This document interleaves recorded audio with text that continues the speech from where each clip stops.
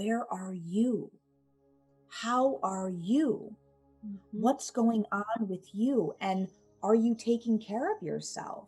Are you attuned to what is going on with inside of you? And are you creating change and transformation so that then you can come back to your dog and be much more successful and harmonious in how you coexist with one another? In today's busy world, how can we find the inspiration, knowledge, and energy to live a healthy and empowered life? If we balance and harmonize our mind, exercise our body, live according to the laws of nature, and connect to spirit, can we find a way to heal, become our authentic self, and live our purpose with love? I am your hostess, Amy Fournier, and welcome back to Awakening Aphrodite. Welcome back to Awakening Aphrodite with Amy Fournier. This show is all about helping you to be more fit and healthy in mind, body, and spirit, as well as to harmonize your masculine and feminine energy, tap into your intuition, your true source of power, and awaken your authentic self. Today, my guest is Sasha Armstrong. Sasha is the founder and creator of the Canine State of Mind program and educates dog owners on how to build stronger, mutually respectful relationships with their dogs through body language and energetics. Sasha is an inventor who optimizes the human to canine relationship through her proprietary process, leaving students with a new outlook, not only on relationships with canines, but also every interpersonal relationship they encounter. Sasha serves as a guide, creating a kinder, intimate, and holistic lifestyle for her clients by helping them embody the essence of alpha. Let's embody the essence of alpha, baby. Through observing wolves and researching the ancestry of the domesticated dog, Sasha has discovered her innate ability to understand their language and deeply connect with them.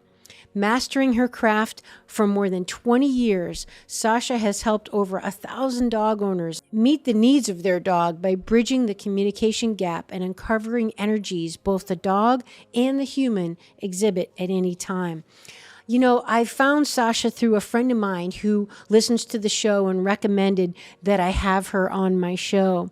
And I'm so glad I did. Our conversation is passionate, it's heated, it's interesting, it's educational, and it's a little bit even emotional because both Sasha and I share our deep love, reverence, and respect for the animal kingdom and all of nature. Both Sasha and I grew up as young girls, very connected to not only animals, but all of nature. And we now are devoting our lives to really helping bridge the gap with humans and all the other creatures. I'm so glad that Sasha said yes to come on the show because I love her approach. I've had other dog communicators on the show, animal communicators, people that communicate with plants for that matter. and I've loved them all. But Sasha's unique perspective really resonates with me. I love her holistic way of looking at animals. I love the way she individualizes them and really seeks to educate herself to understand their needs. Because at the end of the day, we all need to understand our needs and the needs of others in order for them to be met and then in order for them to thrive. Because if we don't meet our needs is when we get into problems, whether they be emotional, physical, psychological, or whatever. That's when the problems arise. So we have to share the good information. We have to share the education on how we can do that to help people achieve what they want, which is pretty much all the same thing, right? We all just want to be happy, to have nice relationships that are fulfilling and trusting and safe and loving and accepting.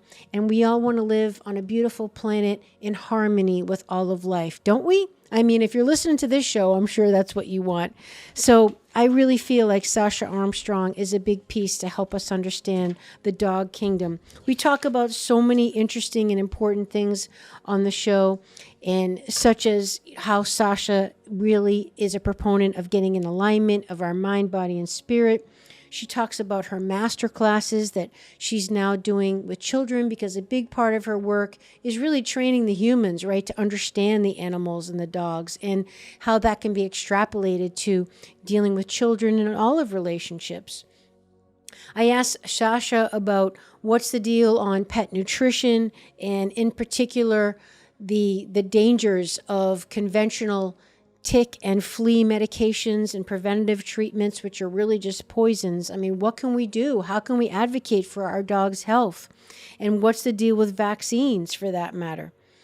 And I asked Sasha, what are some of the things that you do personally to keep your energy in a high alpha state so you can give your dog the environment that it needs to thrive? Because Sasha's a big proponent of, the dog really needs that leader mentality that's looking for it in us, and how we can be that leader for our dog so our dog can be happy. Sasha talks about the problem with designer dogs in this day and age, and genetically modifying dogs, and some of the behavioral problems that can result because of that. And again, how we can advocate for our pet with a conventional vet, finding an integrated vet, and one that really is going to look out for the best welfare of our dog. And the importance of listening, of observing, and truly being tuned in and embodying the energy that we need to embody, because that is how our pet is communicating with us, through the energy that we are being, not the words we're saying, but how we are feeling to that dog, because the dog feels what you're feeling, regardless of what's coming out of your mouth. So this is super educational, super passionate. I love this episode. And if you love it, please subscribe, share it with a friend. Let's help get this information out there to help share the education of how we can commune, love, and make our pets happy. Let's now join Sasha Armstrong.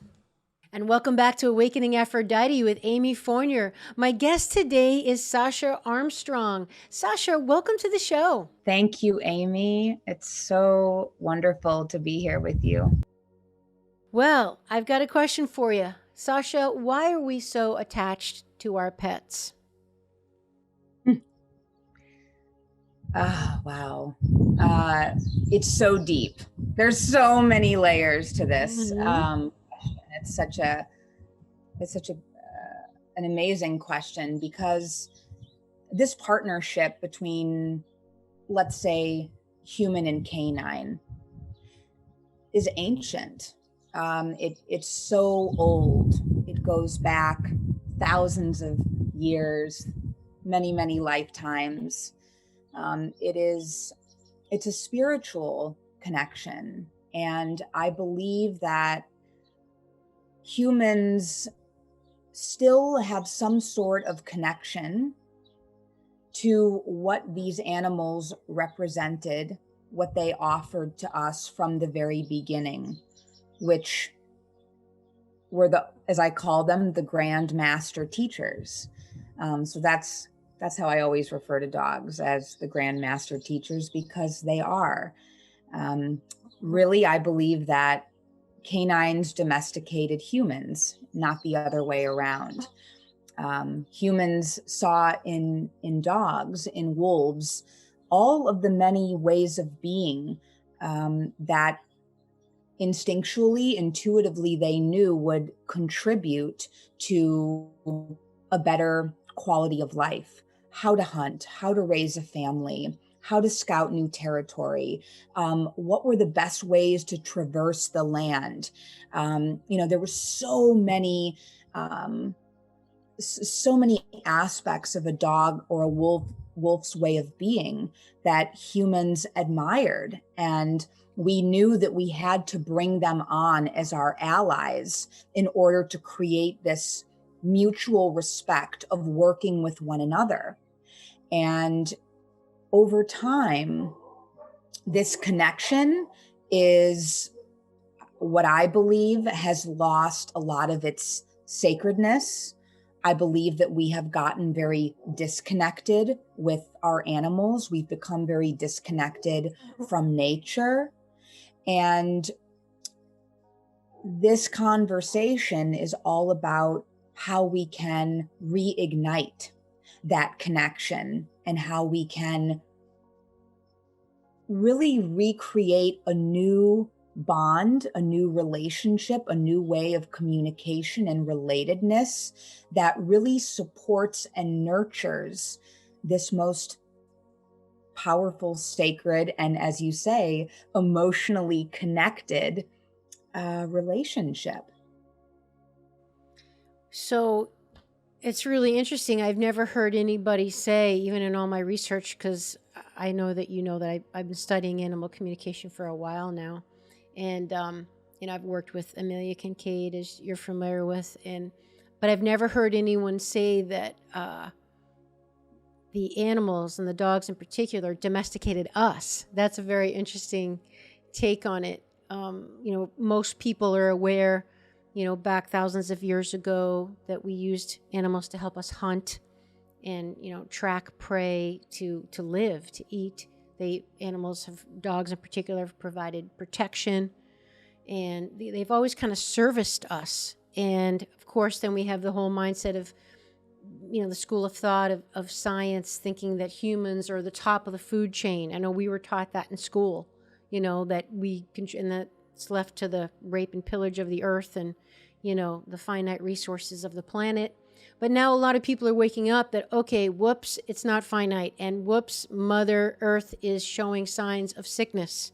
And, by all these extremes that we're experiencing and things running out. And so thank goodness a lot of people are waking up. But I just find it very interesting and very cool that you're thinking that perhaps they have domesticated us.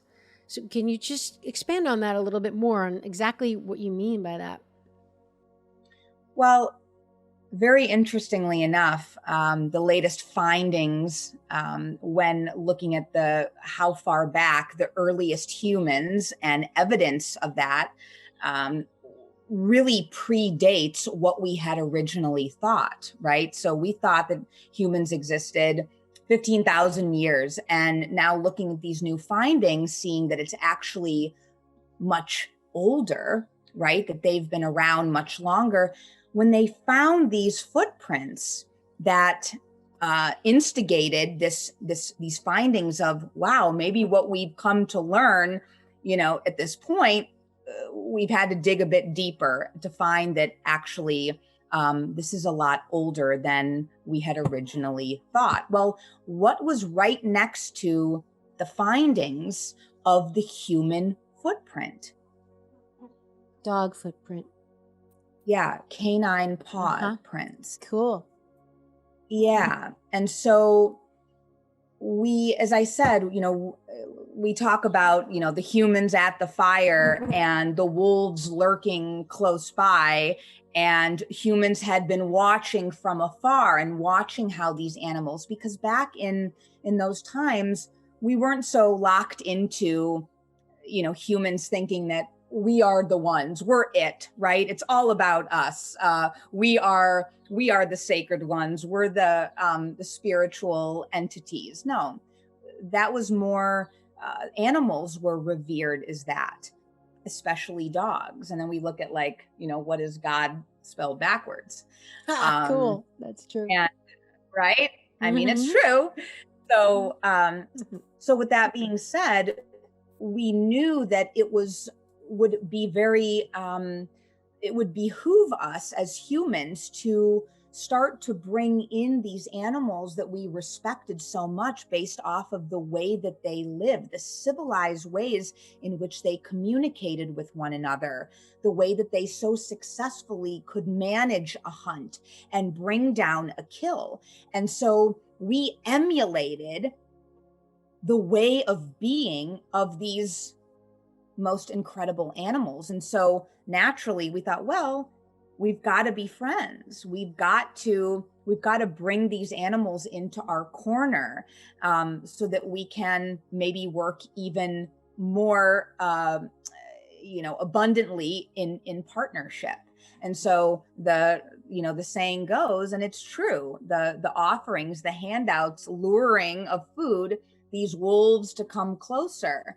And that's really how that that partnership was established, right? Like humans knew that that would entice a dog. What's the best way to be, initially friends with the dog? Well, offer them some food reward. It's like gold.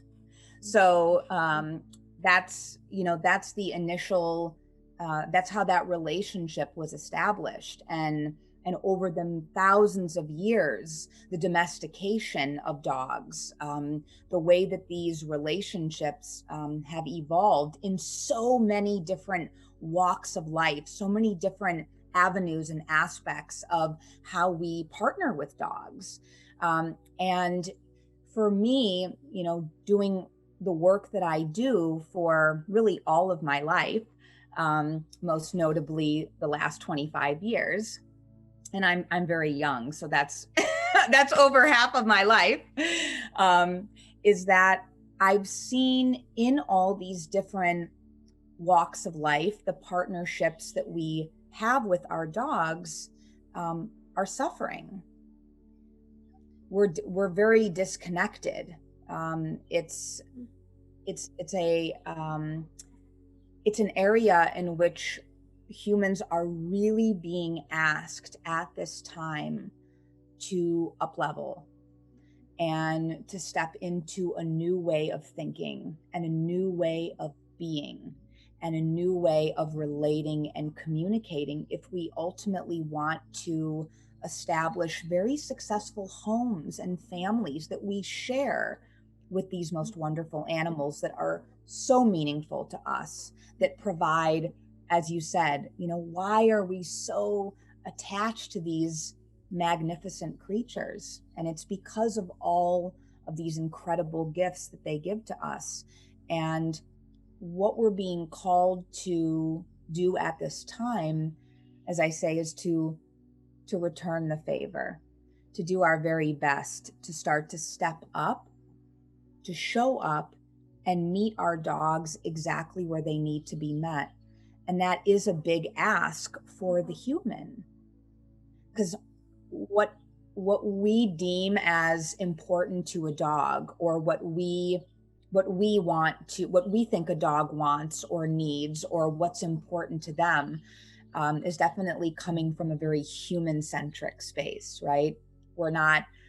I've asked clients many, many times, it's actually a very common question that I ask is, have you ever stopped and brought awareness and asked yourself the question of, when I give my dog a humanized version of love and affection, does that serve their highest good? Are they benefiting and enjoying this way in which a human expresses love? And I would say 99% of the time, maybe even more than that, the client will say, no, I've never stopped to think about that.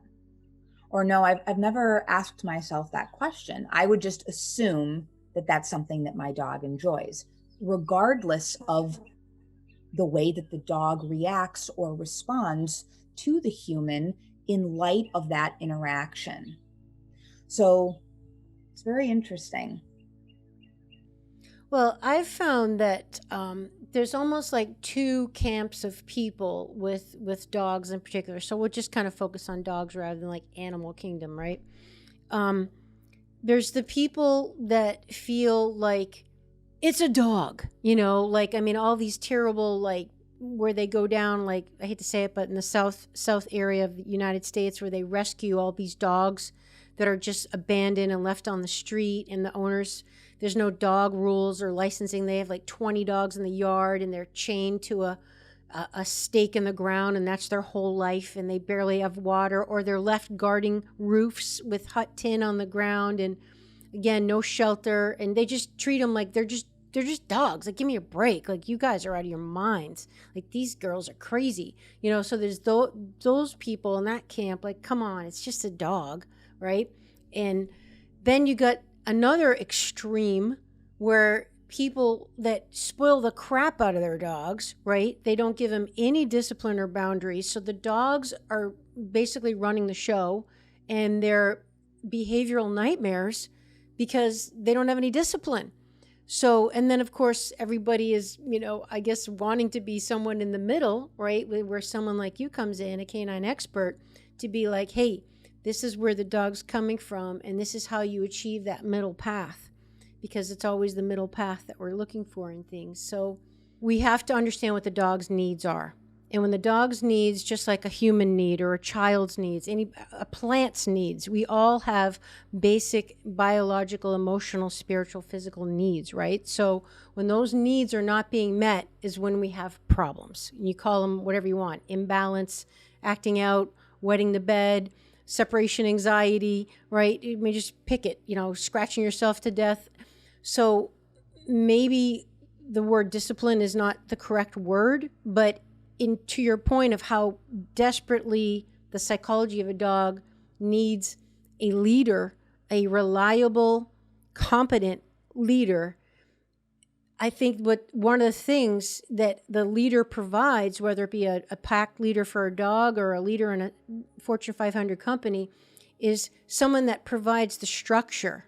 So maybe rather than the word discipline, it's just giving a structure, like a strong presence of being in command of, this is what's happening, you're safe. Because then the non-alpha dog, please correct me if I'm wrong, can relax because they're safe, right? And to your point, they're not going to feel safe if they don't feel their pack is going to survive, or they're not going to be able to eat and their needs aren't being met. So it's about creating a safe container so the dog can relax, and that will result in quote unquote good behavior. Do I have that wrong?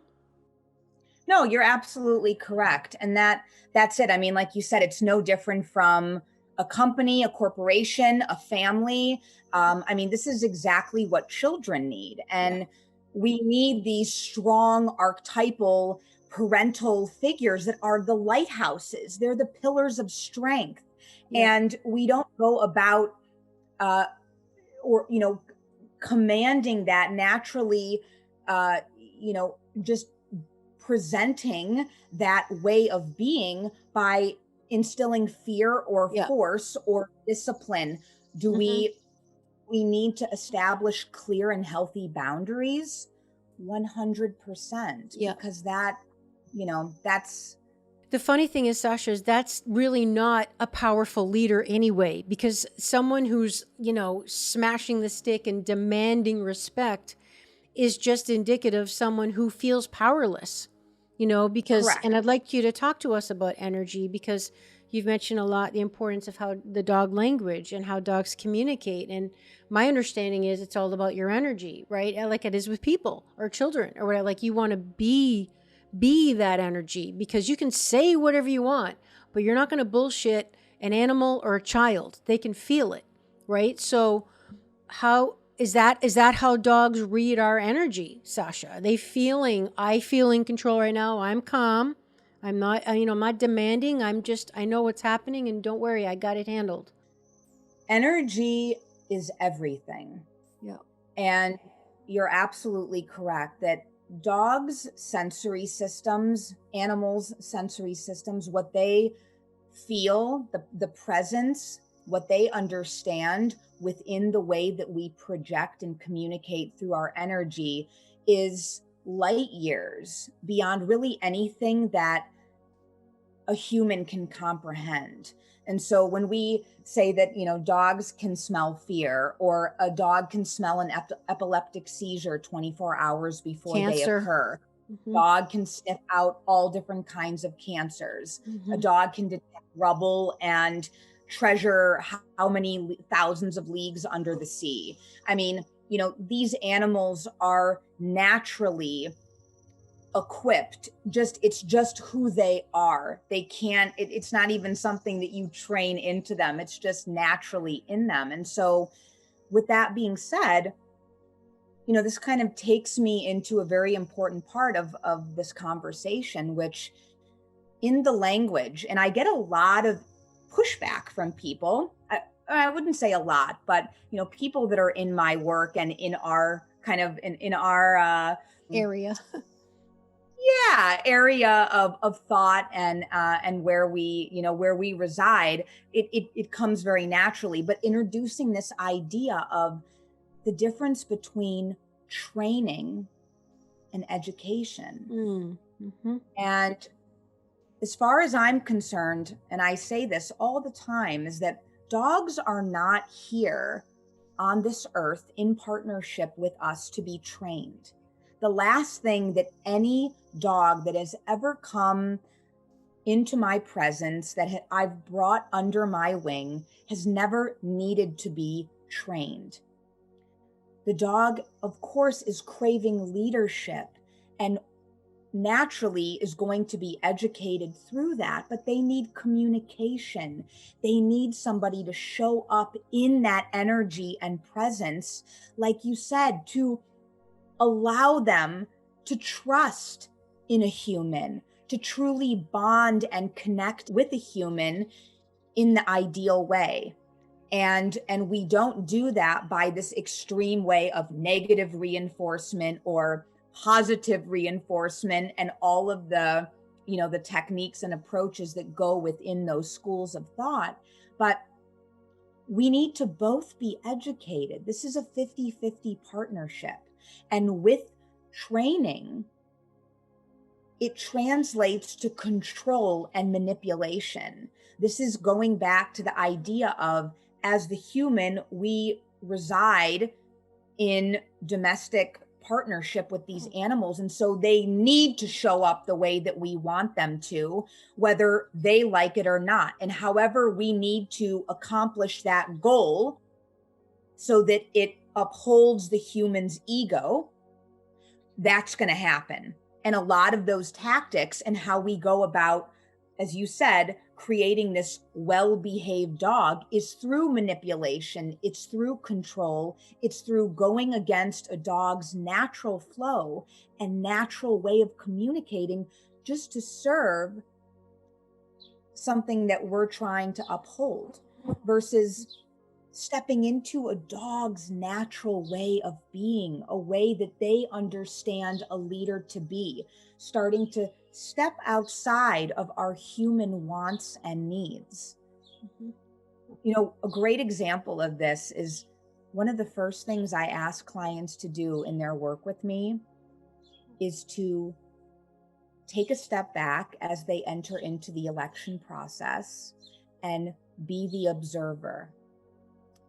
So to literally stop their interactions, stop their love, stop the affection, stop all of the human ways of being, right, that comes so natural to us, and just literally watch and observe and attune yourself. Bring awareness to not only how our dogs are communicating and how their way of being, but it's to really magnify, how do we show up? How do we respond and react to our dogs? How do we put pressure on them in times of change and upheaval? How do we overwhelm them? How are we communicating with them in ways that are contributing to a sense of uneasiness or insecurity or not feeling met? And this exercise is absolutely one of the most challenging things that humans can do in their relationship with their dogs. And on the other side of it, when they commit to that beautiful, precious part of the process, when they get on the other side of that, it changes them, not only in their dialogue and their relationship with their dog, but they're able to have a completely new way of thinking about themselves. So what exactly are you saying, though, that the exercise of what? Of just observing your dog for an hour? Like, what? I don't understand what exactly the exercise is. So just like I said, so stepping back, not directly engaging, not acting out your physical human expression of love, which is kisses and hugs and constant petting and constant talking and just a complete barrage of stimulation all the time. I mean, we wonder why our dogs follow us around the house constantly. I mean, that's basically the most unfortunate, insulting thing that our dogs could ever, demonstrate their living with us is to follow us all around the house. This is a sign of they have completely taken on the managerial role. They have taken on the ones that are responsible for our well-being. And it goes back to what I was saying before, which this unconscious job description that we have given our dogs, which is to fulfill the leadership alpha roles, because we are not embodying what that is to a dog. We are not fulfilling those roles. So they are left vacant, which means that in order for the pack to be successful and survive, those roles need to be solidified. They need to be secured. Excellent. I love it. So important. Yeah. Question. I'm a fur baby mom, and I do my best. I'm conscious of this whole energy thing, the energy I'm being, trying to be the alpha leader, calm, loving, in charge, capable, competent, all that, meeting my dog's needs. But Sasha, I have a day, like my computer goes on the fritz. I get a bad phone call. Maybe my stomach hurts. I'm not feeling well. I'm not at my best. Amy's having a bad day. What do you recommend? Yep. Like, should I leave the room? Should I not? Like, I think about that. Like, my dog is feeling my energy because we're very tapped in already anyway, not to mention we live together. What should we do when we're just human and not having good energy? Like, or we're mad or whatever. Should we not be near the dog? Such a great question. So, as I always say, that's an invitation. If you're not on your A game or you're having an off day, I mean, this is life, right? This is being alive.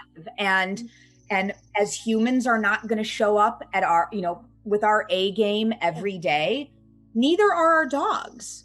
And so it's an invitation and a perfect opportunity to do exactly what I was just referring to a little bit ago, which is to step back, like withdraw, create some space.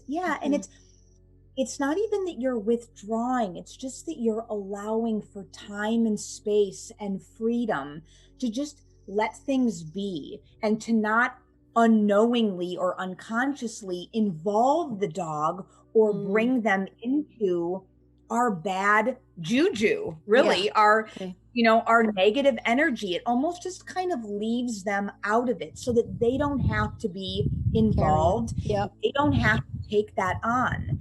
And it is just one of the most, I've never had a client in all of my years come back and say to me when I've enrolled them, invited them into this way of being, because even though you're not directly engaging, there is so much communication that's being transmitted to a dog when you can just allow them to be and to be them.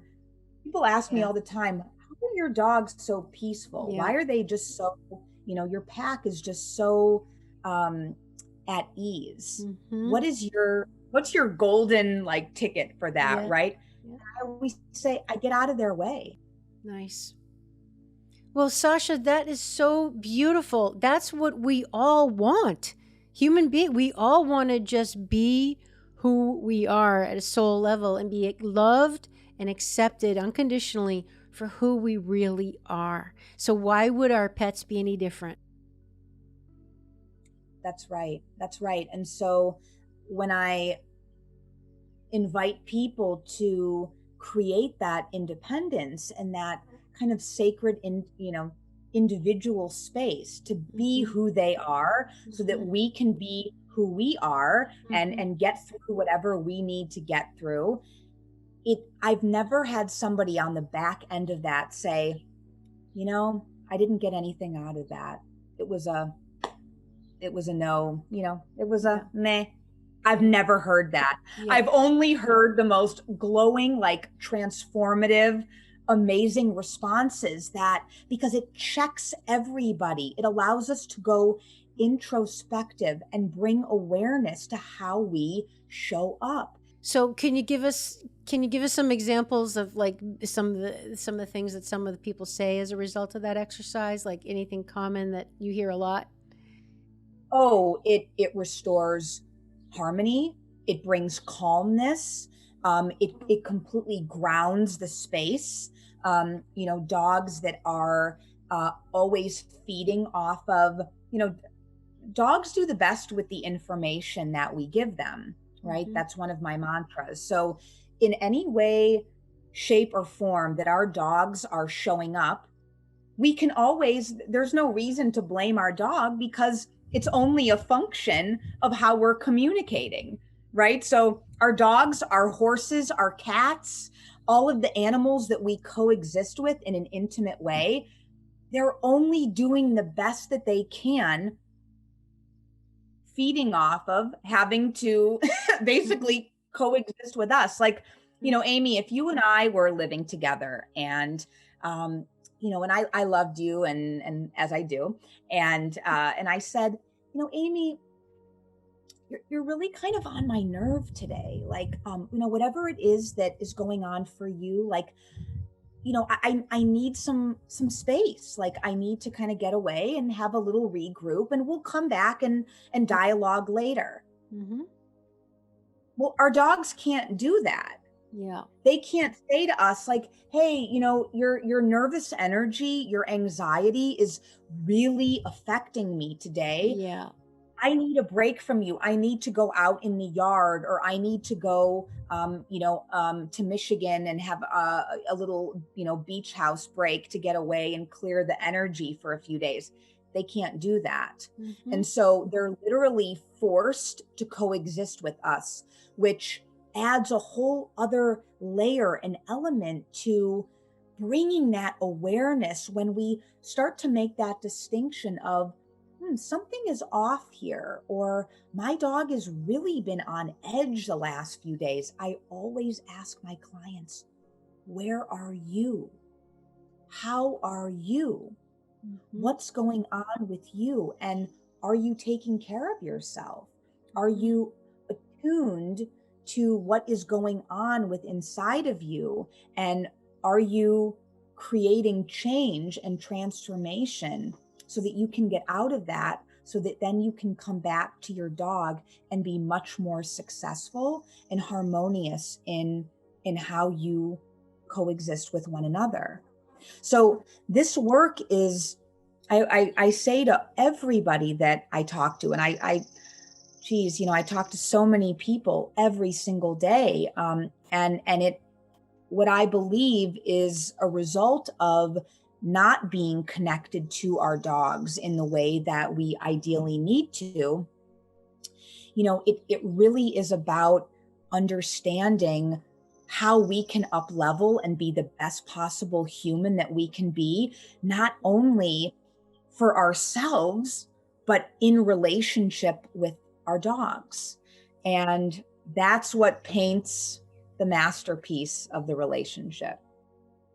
I love that. I just love everything that you're doing, and your whole philosophy is fantastic. And I would add, and again, please just correct me. You are the expert, but I would think like we also have to be conscious of that we're not projecting our own stuff onto our dogs, right? And like you were saying in the beginning, kind of intellectualizing and humanizing the animal, which would require us to just kind of feel more what we're feeling while we're around the dog, and then trying to drop into our body and feel what the dogs, and I don't know if this is going to come out right, but kind of like connect with the dog, Sasha, by our feeling sense, our sensate, our animal nature, to try to feel what the dog's feeling, needing, wanting, rather than using our intellect to assess. Would that be good practice for us?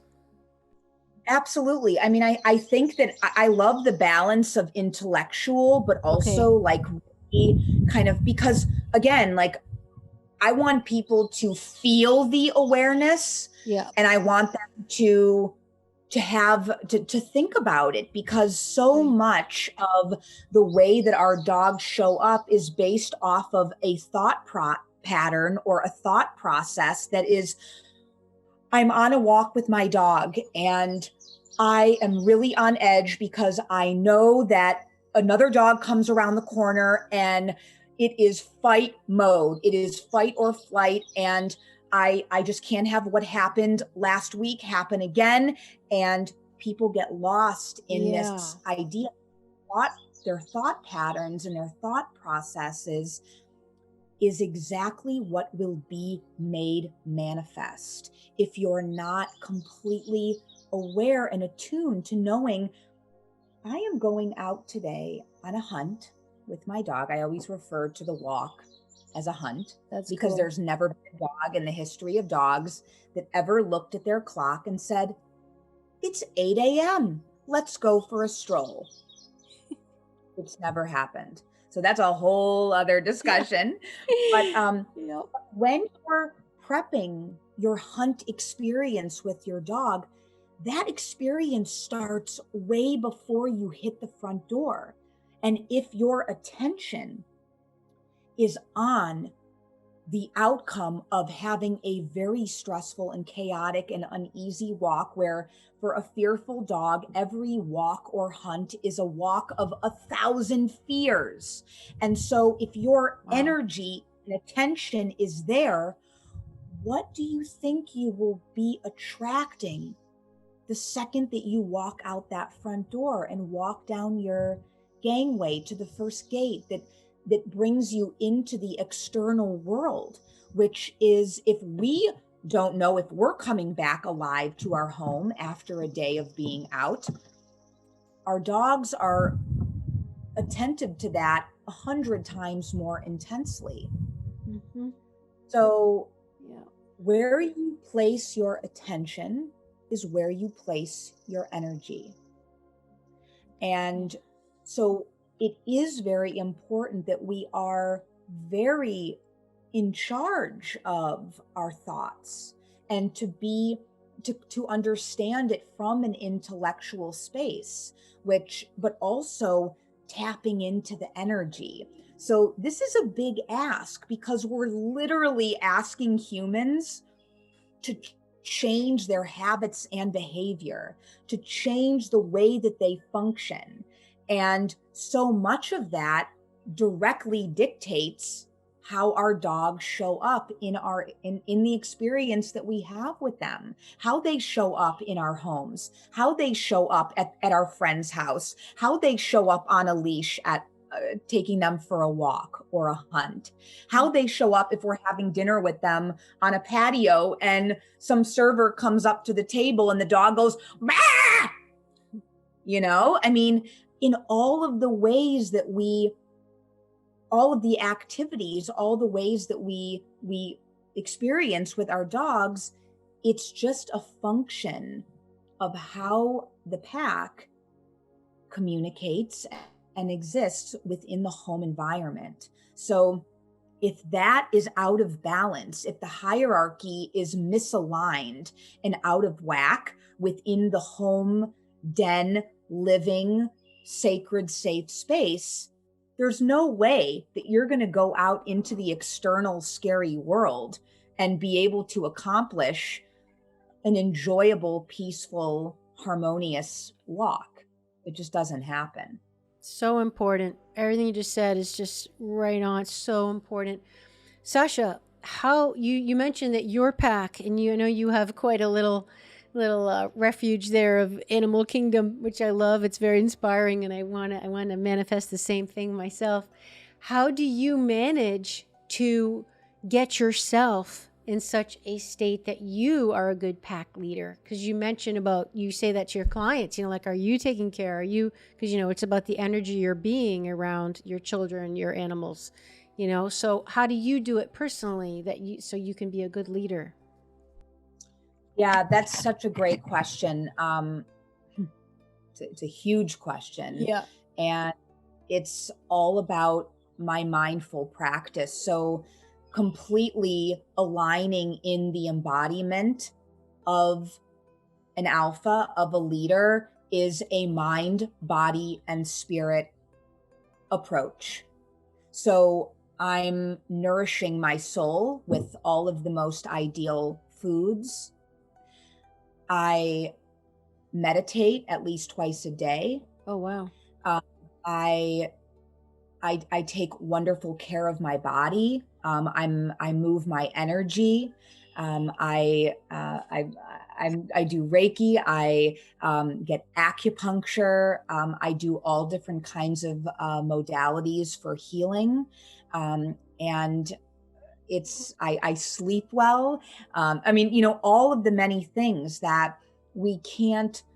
It is priority for me to show up. If I'm not completely honoring this vessel and in alignment with wherever it is that I need to be aligned with, and every day presents something new and different, it will show up in my ability to not only show up the best version that I possibly can for my dogs, but all of the dogs that come to me that are under my wing, you know, for transformation and bringing about the best versions of themselves.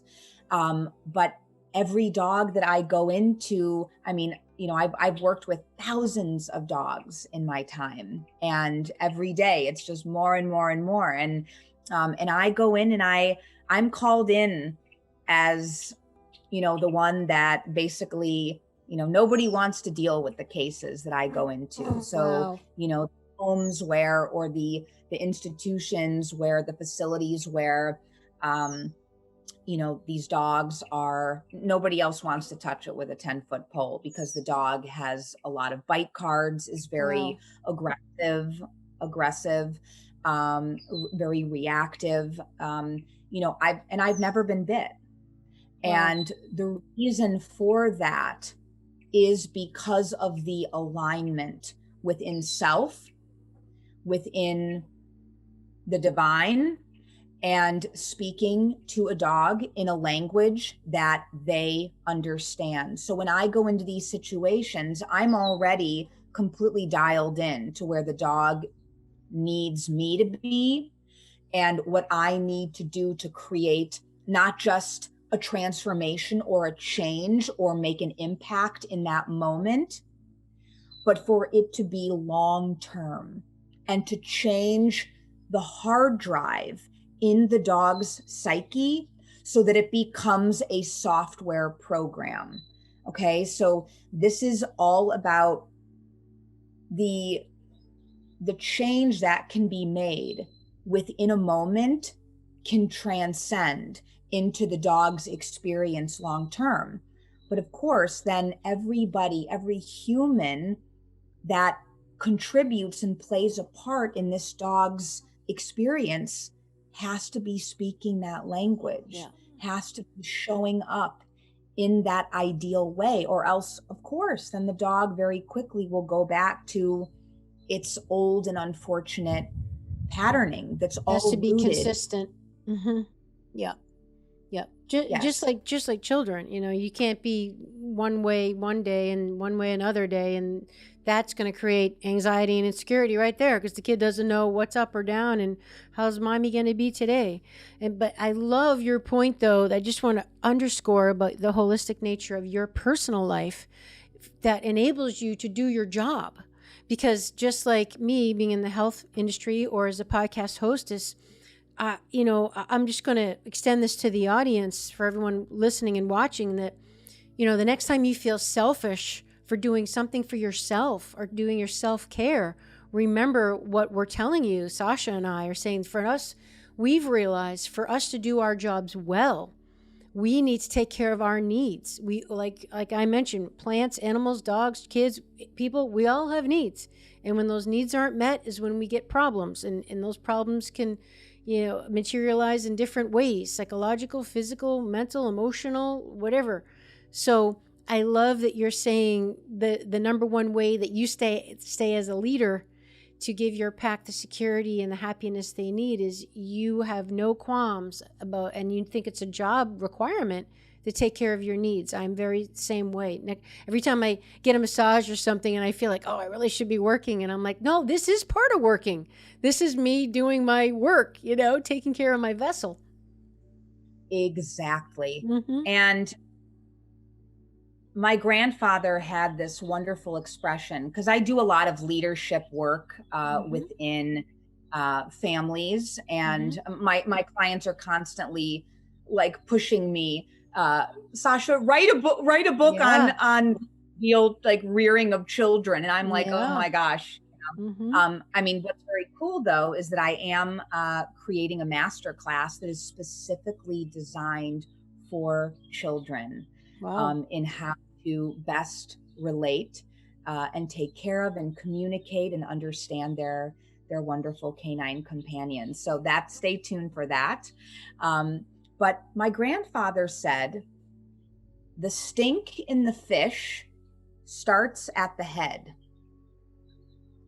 So what that means is that if there is dysfunction, and it's highlighting exactly what you just said, was that if we are not honoring and treasuring and taking care of our vessel, as you say, we can't show up in the most ideal ways to create the transformation and to get exactly what we're looking to get out of all of our relationships.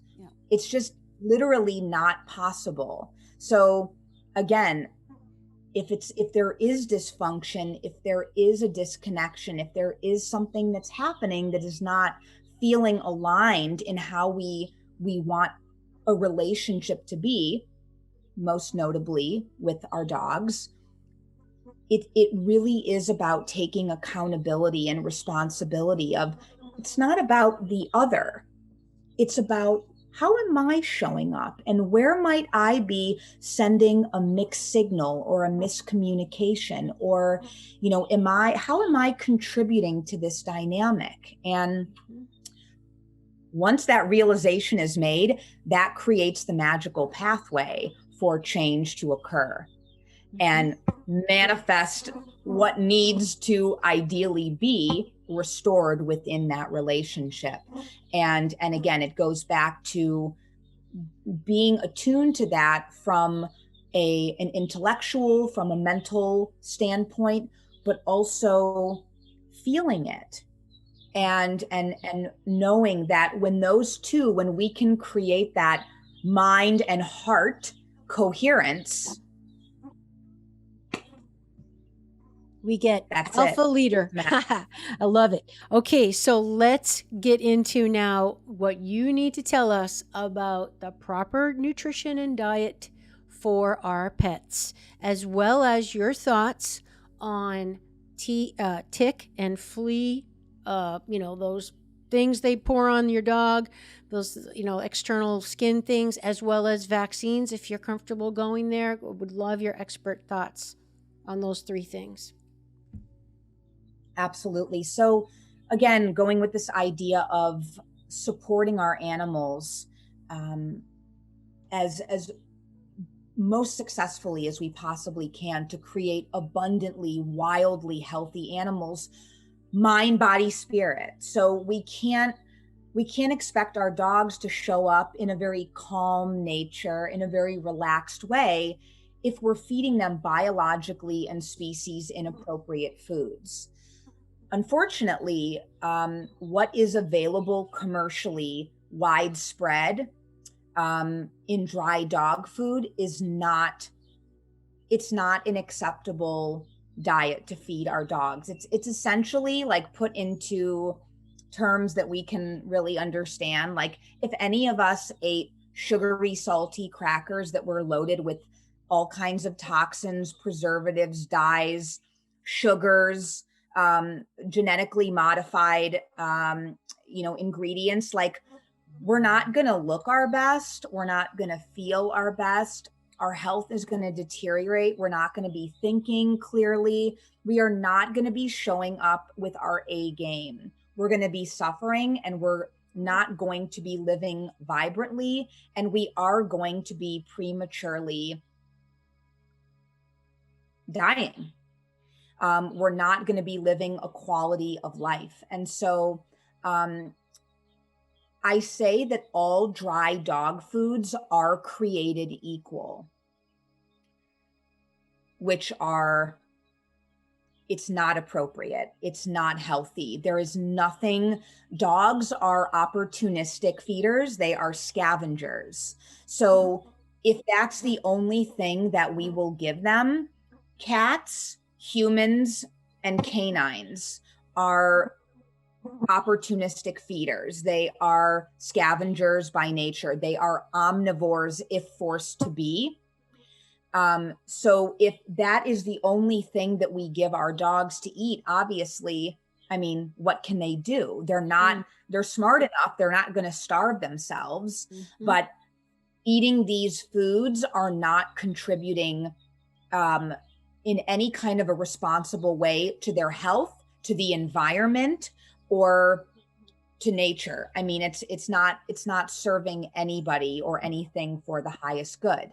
Now, when we talk about what is the ideal nourishing, grounding, ancestral diet, we talk about a raw food. We talk about a raw diet. Now, as dry dog foods are all created equal, raw foods are not. So there are only a couple commercially available raw dog foods that I really stand by and recommend. And the reason for that is because we need to look and prioritize 3 aspects of a raw diet: sourcing, ingredients, and formulation. So I understand that I could be opening up Pandora's box by making statements that all raw foods are not created equal. We have to look at the sourcing. Where are the meats coming from that are in our dog's raw food? Are they sick and diseased animals? Are they factory farmed animals? Okay. So when we give our dog, and a lot of commercially available raw foods contain that sourcing of meat. Okay. So that's also not appropriate. Our dogs should not be eating stressed and sick animals, because then they will become that. Just like us. Just like us. Go figure. So go figure. I mean, so many clients, it's fascinating to me. They may be like very health conscious. Same. But when we get into our work, they're like, oh, I never even thought about doing the same for my dogs. And so it's definitely a very light bulb kind of enlightening moment for them of, oh, I really need to do the same. And for my dog, I need to really show up with the same practices and support my dogs in the same way that I support myself and my family. And so I love when that happens, because then it's like a win-win situation. Everybody gets to be at their best and partaking in abundant health. And that's what it's all about. So I just encourage our listeners that when you're investigating a transition and upgrading, up-leveling your dog's nourishment and diet, to really research what is in this food that I'm feeding my dog. And we have this, it's kind of a fad now. We're like, oh, feed the dogs raw, the raw is the way. Well, it really is the best way to feed your dog. But you also have to be very cognizant of, again, formulation, sourcing, and ingredients. And just because you're doing raw, if these companies, if these brands that you're feeding are missing the mark on these other really important qualities to the food, you could be doing more harm than good. So glad, so glad you're saying this. This is just like I said with us. Same thing, people make these blanket statements. It's like, and what you're basically saying is, yeah, raw can be good, but it depends. Like there's no such blanket statements. Everything depends on the details, just like our food, like cacao, it can be good. It can be full of mercury and crap, and grown on poisonous fields with, monocropping and, not treating the workers well. And so everything, it's like, sorry, everyone, but it takes a little effort. Unfortunately, we can't just make blanket statements. We have to dig a little deeper. So I'm just so glad you're saying that. But it's so worth it, though, Sasha, because the proof is in the pudding. I mean, I even know, even with my own dog, I mean, here I am a health professional, right, for over 35 years. And I've kind of tweaked her diet a little bit. And I've already seen, like, I think I put a few more years on her life, like added year, like she's got a more of a spring in her step. And she was already eating a really good diet. My dog eats probably better than most people I know, but I tweaked it a little bit because, to your point, I've learned the importance of observation, the importance of looking for patterns, the importance of individualizing everything. Whether, this dog I have now is different than the last dog. Everyone's needs are unique. And how do we know? Well, we observe, you pay attention. Don't get stuck in your head thinking, but this food's healthy. This food worked for my last dog. What's wrong with her? So do you have any thoughts on that?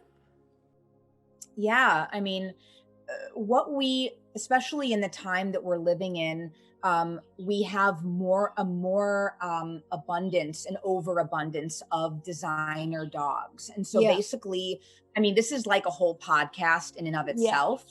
But what we've done is by genetically modifying and selectively trait breeding a lot of the designer dogs that are very popular now, we're literally breeding them to have an imbalance in their gut microbiome. Wow. And so it's very common that clients of mine will come to me and say, they have a Bernedoodle or a Golden Doodle. And, they realize that dry food, the food that their traditional vet has recommended to them as a prescription diet, Wow. I mean, they understand this is not helping my dog. I can visually read the ingredients and it's like, I can't even pronounce a lot of it. It's wheat gluten and cornmeal and not even food. Chicken byproduct. And it's like, I mean, sorry to be blunt, but it doesn't take a rocket science to look at that and say, that is not healthy. It's not even food. And mind you, our dogs are not eating that meal one time a week or one time a month. They're eating it every single meal, twice a day, every day of their life. Wow. And we wonder why we have drastically reduced the lifespans of our dogs. When we look at dogs in the 1940s and their lifespans, dogs should be living into their 20s, into their 30s. And now, if we have a golden retriever that lives till 12, we're like, my golden lasted so long. That's true. Yeah, we think that's a long time for a big dog. No, it's not. Wow. It's very short. And again, it's because of these foods that, we literally, I mean, it's the foods, but then getting back to, the breeding and the genetically modifying within the DNA, we are taking a Golden Doodle and literally wreaking such havoc in the gut microbiome that you get them off of a dry food and introduce a food that their body is designed to process, that nourishes their system. And the dog is having a bad reaction to the raw, appropriate, species appropriate, biologically appropriate food. And the client's going, what's happening? And it's like, oh, don't worry. We just have to restructure, rebalance, restore the gut microbiome. Let's do that. And then we'll reintroduce the raw food. Then it works. Okay. That's so interesting. So Sasha, though, I can't let you leave us without telling what your thoughts on the tick and flea prevention stuff you get from the vet, the prescription crap. And any thoughts on vaccines? It's all a racket. I'm sorry to make blanket statements. I mean, and again, I would love to delve into this and give all of our listeners very deep, informative, enriching, detailed information so that they come to the plate.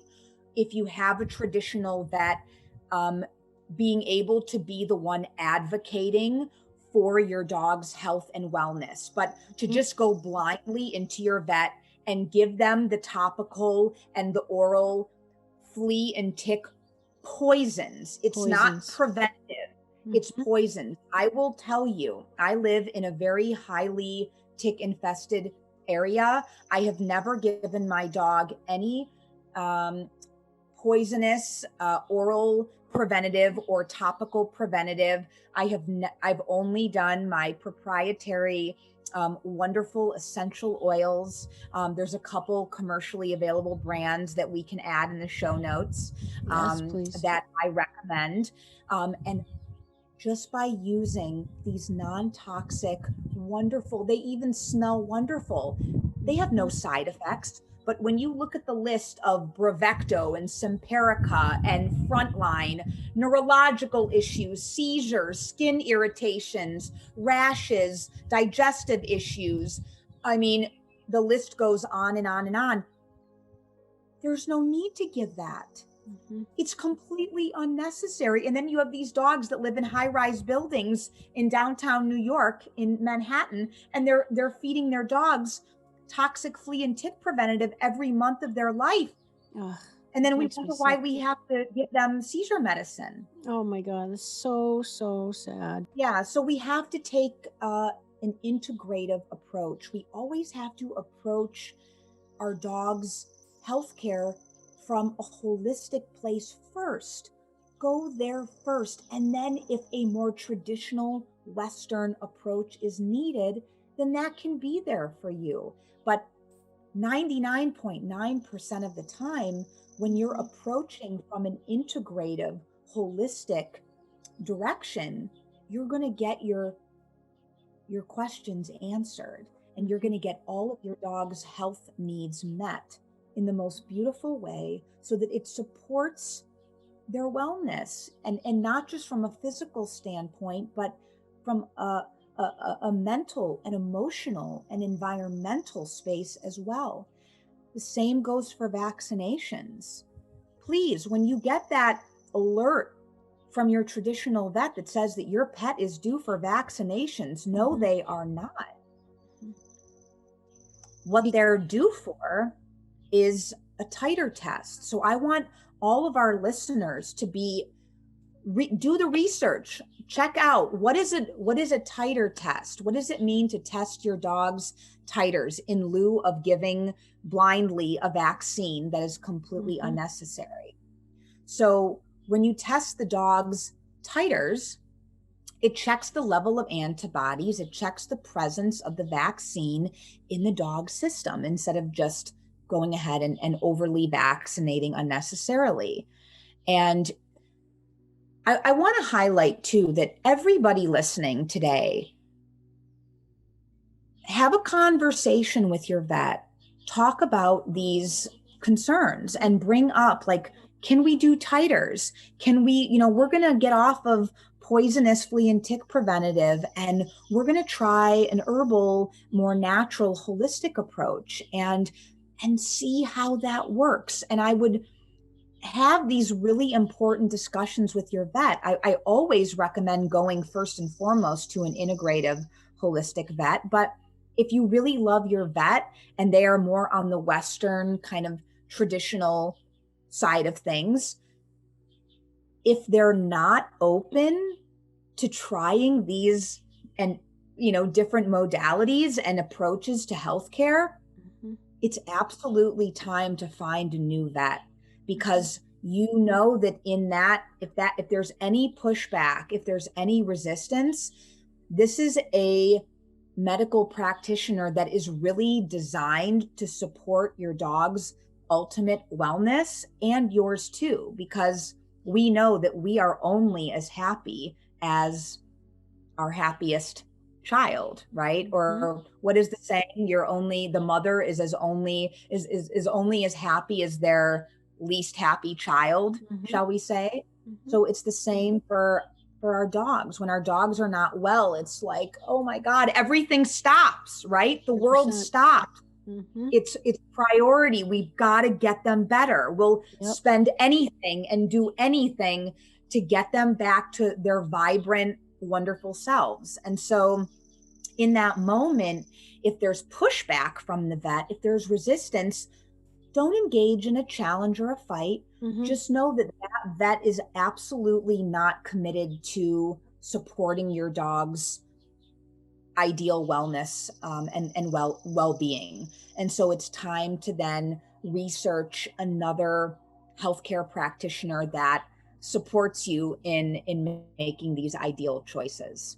Are there any resources for that you know of, Sasha, rather than just doing like a brave internet search? Do you have a website people can go to for integrative veterinarians or anything, nationally? So that's a wonderful question. I am based in the Midwest, and so I do have some connections and some people that I recommend that we can add in the show notes. But what I recommend is just wherever you're located, just do some really thorough research into what integrative vets are around me. A recent client of mine that lives in New York City, he was so disenchanted with, you would think in New York, there's going to be a million holistic vets, right? And people that are doing really cool, like integrative medicine. He kept saying to me, Sasha, what do I do? What do I do? I'm like hitting a brick wall. And so finally in New Jersey, he found this practice, and he was just, the vets in New York, it was like they were prescribing all of these things and over, your dog needs these tests. It was a 4-month-old puppy. Wow. Thing is just really wrong here. And so he found this wonderful vet in New Jersey, asked me to check them out. They were absolutely fantastic. I said, go for it. And he's like, this, I couldn't be happier because it resonates. He could really feel that this vet was truly for Mabel's ultimate health and wellness. And it was very clear in the way that the practice, was approaching. So this is what we need to do, is just do our research, read reviews, talk to a vet, call the practice, go in for an initial assessment. I will drop one name. So my dear friend, Dr. Barbara Royal of the Royal Treatment, she's a holistic and integrative veterinarian. She is absolutely outstanding. And she's an incredible resource that we can also include in the show notes. And she has a wonderful website that can also be a great networking place for the listeners. Wonderful. Well, I'll add that, this is indicative of a bigger issue going on even for human beings going to a Western doctor, and that, the trouble, Sasha, is they just stick to the party line. They don't want to get sued. They want to follow, quote unquote, the rule book, the procedure. This is what's required by the state.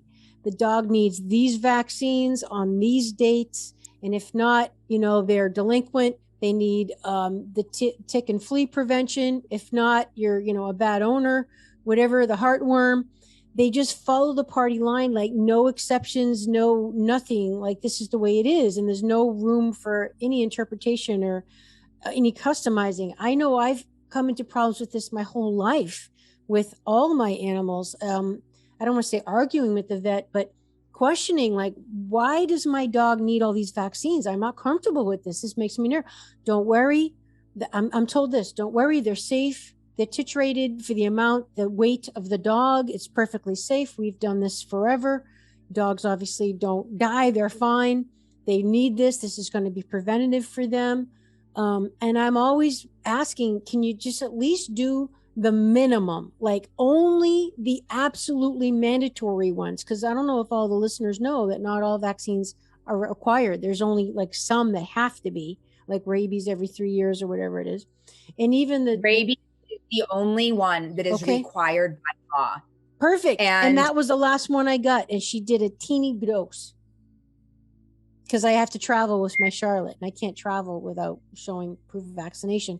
But I go, right. you know what, Sasha, I just tried to adopt, like rescue a dog. They wouldn't give it to me because I couldn't show that my current dog has tick and flea prevention from the vet because I'm giving her natural stuff. Because, like you, I will not put poison on my dog. Hello. It's just illogical. So they wouldn't let me adopt a dog that will probably be killed now because my dog isn't being given a poison. I'm like, do you understand what you're telling me right now? Like, I'm going to stay calm, but this is nuts. But they're sticking to the party line. So I know we're getting at the end here, but gosh, do you have any thoughts? Like, how do we, and I don't want to be about negativity and I don't want to argue with people, but how do we at least maybe plant seeds or be part of the voice of reason, like to have the vet at least think twice, like, is what you're doing really right? Are you really servicing the dog? To your point, the dog's health and wellness here, or are you just following your instructions without using your own brain? It's a challenge that I've been dealing with for 25 years. I've been working closely with traditional vets for 25 years. And what we're talking about here is just the tip of the iceberg. Yeah. A very just appalling kind of epidemic that I'm experiencing now. What apparently has become my main job in life is detoxing canines off of pharmaceuticals. Wow. Dog Prozac, dog anti-anxiety medication. Our dogs are suffering the brunt of big farm due to our inability to communicate to our dogs, to have the education and the information to understand how to live in peace and harmony with our dogs, how to be able to establish these wonderful relationships that are successful. So we're not provided with that information anywhere you look, including big names like Cesar Millan. Okay, so really? you take that. Yes, really. Wow. You take that, and then who does the customer, who does the client, they're suffering with their dog and they say, I need help. I'm suffering here. Who can I trust that can tell me the best ways to help my dog? The vet. Yeah. Well, the vet says, instead of, hey, have you ever tried to understand your dog? Have you ever tried to learn how your dog communicates? Have you ever watched a wolf documentary? Have you ever really learned about this wonderful animal that you coexist with, that you value so tremendously? No. And that's why you're suffering, and that's why you have challenges, and that's why you're hitting a brick wall time and time again. So instead, I'm going to write you a prescription, and I want you to keep that dog on a doggy downer, turning them into a zombie, giving them all kinds of side effects. Does that really happen? Are you kidding me? Like, people really do this? They get their dog a prescription to like drug them? And Amy, it's happening all over the place. I didn't even know that. So it's just like people then. It's just like people. We're giving our dogs the human condition. Oh my God. It's worse than I thought. So, oh my God, Sasha. It is. There's a lot of days where I'm, throughout my years of doing my work, I've literally had to take emotional breaks. Yeah. Because it's so disheartening, to put it mildly, And they what's don't have a going on. voice. Like they put it in the food so that it's not even like the dog, like, I don't want this. I don't like this. It makes me feel bad. It makes me feel funny. Like, oh God. Okay. Yeah. So, Wow. again, I mean, so I'm sorry to loop back to your Hmm. question. Mm-hmm. We have to make some massive, massive shifts. Mm-hmm. And it is so needed. And what's amazing is that it doesn't take much, but just learning about these wonderful animals, tapping into their psyche, tapping into their needs, trying to understand their language. And when we do that, that's where the magic happens. That's when the problems are solved. That's when transformation occurs. But to be putting these band-aids and these quick fixes on issues that are happening for a very real, important Yes. reason, we have to Mm-hmm. go into the core of what's going on. We have to go to the root. And until we get there, until we can go there and understand that, we're never going to be really existing at these high levels, these really elevated, successful ways in which we all deserve to And we're never function going to at. get what ultimately we all want, which is a peaceful, Exactly. cohesive, harmonious, loving, stable, confident, fulfilled relationship life. We're never going to get there because it just defies law. I mean, you can't just, drug something and not follow natural laws of nature and expect a good outcome. So, Sasha, I'm so grateful for your work. And I'm hearing you say that we really need to do our homework. If we say love is an action, and this means we're going to have to take some energy to invest in our dogs and our animals, to understand them, to learn them, to be present, to feel, to tap into their needs, to be educated properly, and find the people that feel like you, that think holistically, naturally, and what's in the best interest of the dog, and not getting caught up in the whole, corporate machine of, to really help our dogs. Yes. Yes. That's Okay. it. All right. So I know that you are super busy. You have an amazing website, and you've got some resources and courses coming up to help us, to teach us how to do this stuff. So please share with the audience what you've got for us coming down the pike in 2022.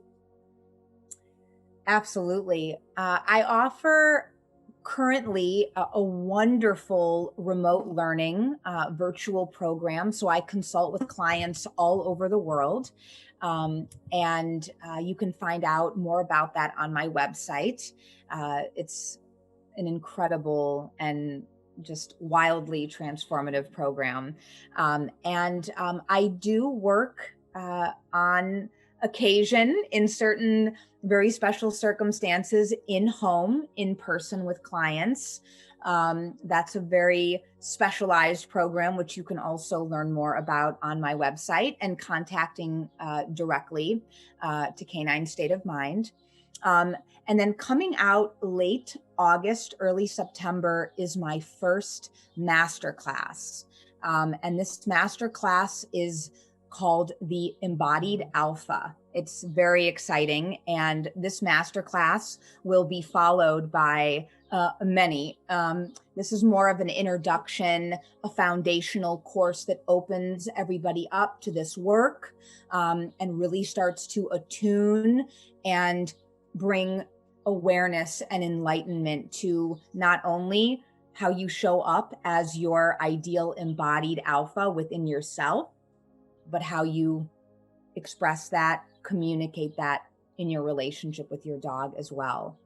I mentioned that I have an amazing course coming out that is specifically geared towards child's learning all about how to communicate and take care of and understand and relate to a child's best friend, which is their dog. Love it. So 2 classes then, the master class on the embodied alpha, and then a children's class.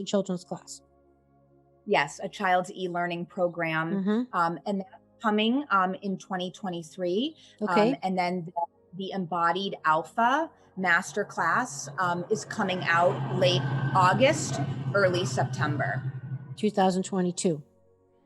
2024. And we're offering a special deal for the Awakening Aphrodite podcast with Amy Fournier listeners and viewers. They have a special coupon discount. They can go ahead and register for your amazing masterclass and get 10% off by using Fit Amy TV 10 at checkout.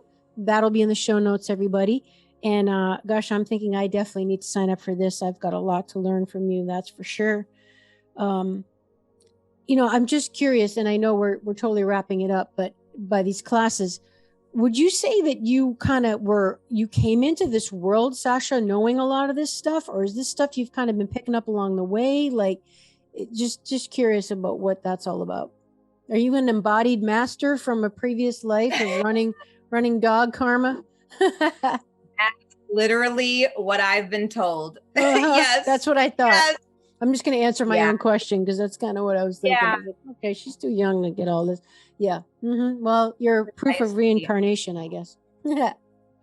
That's excellent. It's also been, a gift from childhood and just a complete up-leveling through the many years of creating my own methodology, which is largely influenced by the study of wild and captive wolves. Yes. They are Clinical. They are everything. They are the original. If you ever want to learn all about your dog, just please watch as many wolf documentaries as possible and observe them. Observe so cool. Their communication, the way they relate to one another, how they interact with one another. I mean, it is so richly educational. I'm a big Animal Planet, Nature Planet, Discovery Channel. Like, those are the only reasons why I really have TV other than Gaia TV. Okay. Yes. Final question.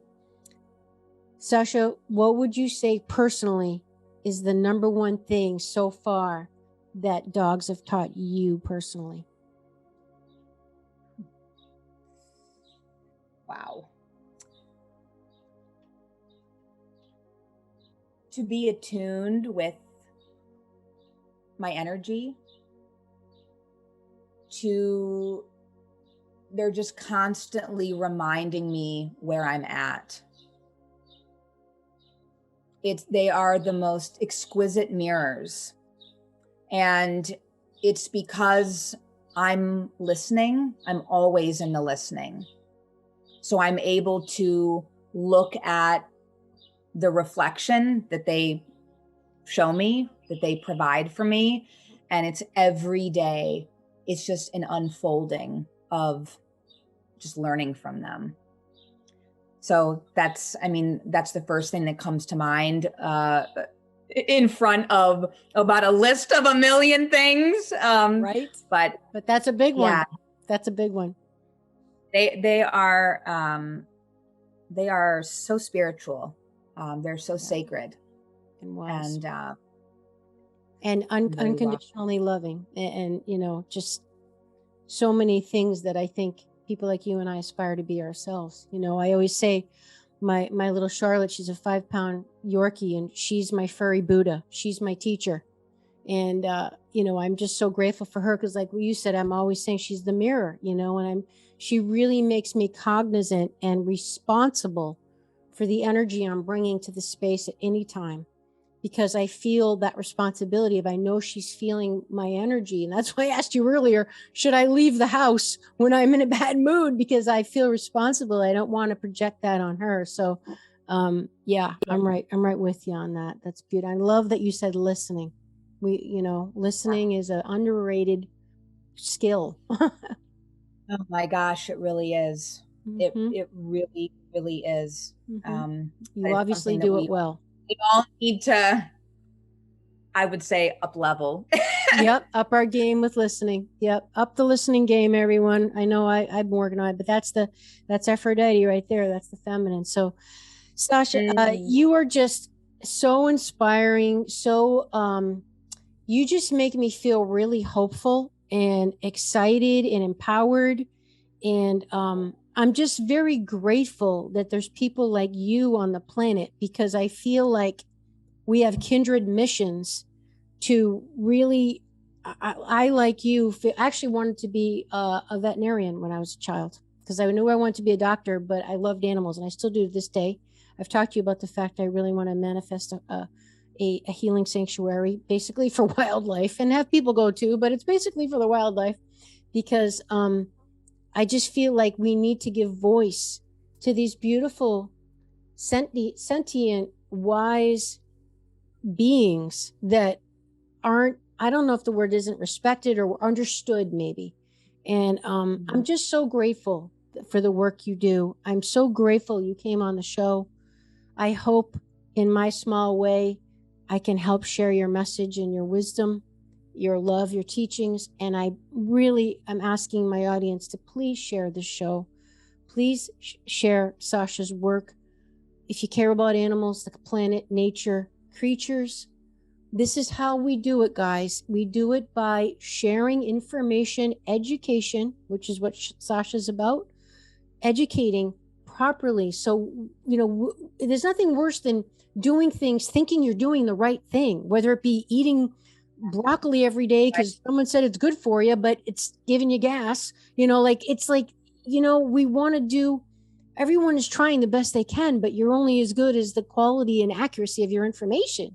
So we have to share good information like this. Yes. Yeah. Thank you, Sasha. So how can people find you? Please tell us your website, social media, and once again, the coupon code with the course. Yes. So you can find me at CANINE, stateofmind.com. And then the same as my Instagram handle, Canine State of Mind. And yeah, that's it. Great. And the coupon code is FitAmyTV10 at checkout for that course coming out end of August 2022. So, and if you're listening to this after that, I'm sure Sasha's going to have more courses. So just, you get on her email list and get notified of things like that in the future. And thanks for listening, everybody. Thanks for sharing the show. If you liked it, tag me, tag Sasha so we can come on over to your channel and say hello and share you on our channels. Sasha Armstrong, thank you so much for being on Awakening Aphrodite with Amy Fournier. Thank you, Amy. Much love to you. Okay, everyone. We'll see you next time. Bye-bye. Would you like to support my mission to help empower people all over the world to be all of who they truly are? If so, please subscribe to the show, leave a review on iTunes, and share it with a friend. And if you're looking to take immediate action to align your energy and optimize your health, visit amyfournier.com. Thanks for listening to Awakening Aphrodite. Let's awaken her together in you. I'm your hostess, Amy Fournier, and I already can't wait to be with you again and for you to hear what I have planned for the next show. Thanks for listening to Awakening Aphrodite with Amy Fournier. To learn more about Amy, check out her website, amyfournier.com. That's AMYFOURNIER.com. You can also check out Amy's live and on-demand virtual fitness and yoga classes and sign up for her newsletter to receive a free mini ebook of 3 of her top tips for making holistic health a lifestyle. Again, that's amyfournier.com and get your ebook sent to your email immediately. Connect with Amy on the daily on Instagram at FitAmyTV, FITAMYTV, and watch many of the podcast episodes and subtopic clips on her YouTube channel, which is also FitAmyTV. Enjoy, and we'll see you next time on Awakening Aphrodite.